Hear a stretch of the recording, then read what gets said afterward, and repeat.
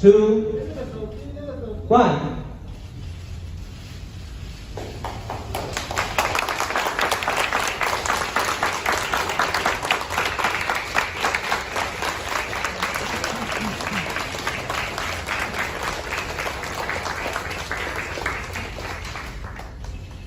Thank you, Minister Wu and Representative Muhammad.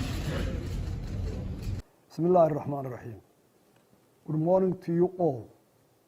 Today, I am very pleased to welcome and congratulate the government of Taiwan to officially accept to open our representative office in your country today, 9th September 2020. With the global economy shifting and the Horn of Africa, the Red Sea and the Gulf of Aden are becoming a focal point of international interest. We believe that it is time for Somaliland to initiate efforts to strengthen relations in the areas of common interest that may promote bilateral trade and economic cooperation among equals with your country and all other nations in the world.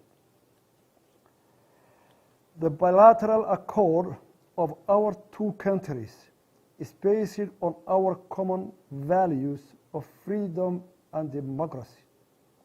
It's a spirit of mutual assistance that will never expose any harm whatsoever to the interests of other countries, but rather contribute to international peace and regional economic activities.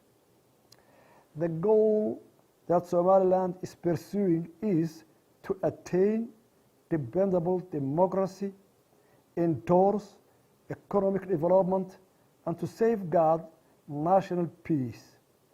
Moreover, our country promotes universal peace and fosters better relations with our neighbors, the rest of the African nations, and the world at large.